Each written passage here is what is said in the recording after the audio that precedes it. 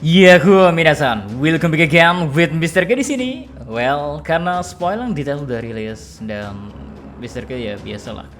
Aku selalu bawain spoiler detail dengan agak ngawur sih. Oke, without ngenteni long again, monggo. Waktunya kita spoiler time detail 1065-nya, oke? Let's go. Judul chapter 1065, ke-6 Vegapunk. Ya, seperti yang udah kita tahu, kalau Dr. Vegapunk ternyata saat ini terbagi menjadi 6. Ada Punk Zero One hingga Punk Zero Six dengan kepribadian dan tubuh yang berbeda-beda. Nah, yang membuat satu pertanyaan muncul, Punk manakah yang merupakan wujud asli dari sang ilmuwan jenius Dr. Vegapunk? Well, walau hal itu mungkin belum dikonfirmasi di chapter kali ini guys, tapi setidaknya seperti yang ada di judul, kalau ke-6 wujud dari Dr. Vegapunk nantinya bakalan diperlihatkan di chapter kali ini. Sehingga kita semua bakal tahu satu persatu mulai dari Punk Zero One hingga Punk Zero Six seperti apa penampilannya. Next, di chapter 1065 kita libur dulu dari cover story edisi Gearma Double Six. Makanya chapter kali ini bakal diisi sama Call Spirit dengan tema One Piece Film Red. Jadi kita bisa sedikit nostalgia lagi sama beberapa karakter yang hadir di movie terbaru One Piece itu. And now masuk ke menu utamanya. Chapter kali ini guys dibuka sama momen di atas Sanigo. Di sana nantinya dijelasin alasan kenapa Zoro dan Brook memilih untuk diem di sana. Soalnya keduanya sama-sama berpikir kalau aja sesuatu terjadi dan para kru topi jerami ditangkap, maka siapa yang akan datang untuk menyelamatkan mereka semua? Ya, baik Zoro maupun Brook yang sadar kalau Pulau Egghead adalah pulau milik pemerintahan dunia, tentu mereka gak mau percaya begitu aja dan membiarkan semua orang untuk jatuh ke jebakan. Sehingga tawaran dari Punk Zero One yang ingin menemui mereka tetap diwaspadai dan dianggap sebagai kekhawatiran kalau aja sesuatu bisa terjadi kepada mereka semua. Menariknya di momen itu juga nantinya bakalan diperlihatkan Karibo yang kayaknya dia disuruh pergi bebas oleh Zoro. Sehingga menarik buat kita tunggu apa yang bakal terjadi sama Karibo di Pulau Egghead ini. Kalau emang dia berniat untuk pergi sendirian karena emang udah dibiarin sama Zoro. Sementara itu momen pun lanjut berpindah ke grupnya Sanji yang sedang bersama Lilith. Di momen itu ya kita dikasih lihat betapa canggihnya laboratorium yang ada di sana. Sampai-sampai semacam eskalator juga ternyata udah berhasil diciptakan guys. Sehingga semua penemuan dari Dr. Vegapunk ini tentu semakin membuat para kru topi jerami terkagum-kagum. Well, di momen itu juga nantinya diungkap kalau sumber energi dari Pulau Egghead adalah api. Soalnya api dianggap sebagai energi yang mampu dirubah menjadi apapun.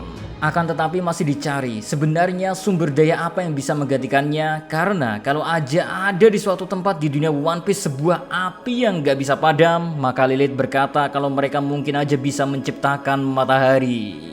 Next, fokus ke grup Sanji yang terus berjalan bersama Lilith. Pada akhirnya mereka memasuki sebuah tempat di mana Lilith diperlihatkan menghilang dan di sana terdengar suara dari Edison atau Punk Zero Three yang mencoba membimbing para kru untuk terus maju karena tujuan mereka adalah tempat dari Saka. But di tengah-tengah perjalanan itu guys, mereka dikejutkan oleh penampilan seseorang yang menyerupai Jinbe. Namun anehnya dia bersayap dan bertubuh sedikit lebih kecil dari Jinbe yang mereka kenal. Ya, Jinbe yang grup Sanji lihat adalah Jinbe versi Seraphim yang mana nantinya mereka sempat bertarung untuk sesaat. Sebelum akhirnya pertarungan kecil itu dihentikan oleh Edison sekaligus penampilan dari Punk Zero Three itu nantinya akan terungkap.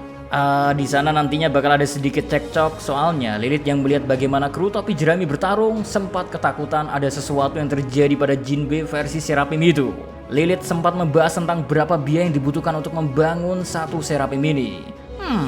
Tentunya angka yang sangat besar dibutuhkan buat ngebangun satu Seraphim saja. Apalagi masih belum jelas memang apakah Seraphim versi Jinbe ini bisa menggunakan buah iblis atau enggak. Ya sempat dibahas juga sih kalau dia kemungkinan memiliki kekuatan buah iblis. Well, sementara itu ya Lilith marah-marah. Di sisi lain Edison malah jadi terpikirkan sebuah ide. Entah itu berkat melihat pertarungan dari Franky khususnya waktu dia menambahkan sebuah laser beam, atau ide apa yang sebenarnya dia miliki. Tapi yang pasti ya Edison malah menyerahkan hal itu kepada Pythagoras atau Punk Zero Four nantinya.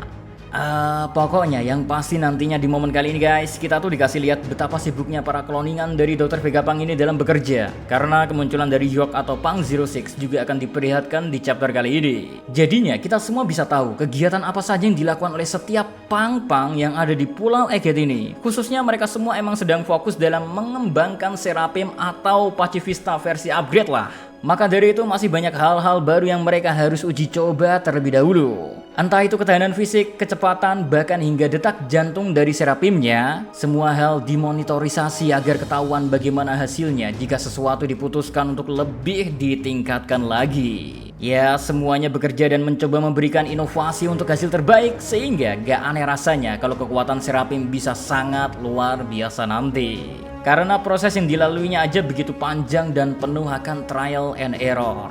Tapi nanti ya, satu hal yang akan mengejutkan kita semua, di mana pada akhir dari chapter 1065 sebuah robot besi besar akan diperlihatkan.